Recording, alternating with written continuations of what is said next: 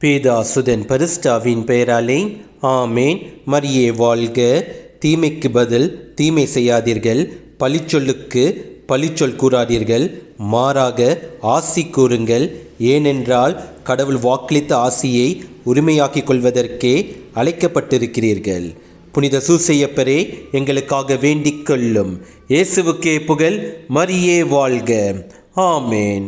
பூங்கொடி தாங்கிடும் புனிதரே வாழ்க, எங்களை காத்திடும் சூசையே வாழ்க. பூங்கொடி தாங்கிடும் புனிதரே வாழ்க, எங்களை காத்திடும் சூசையே வாழ்க.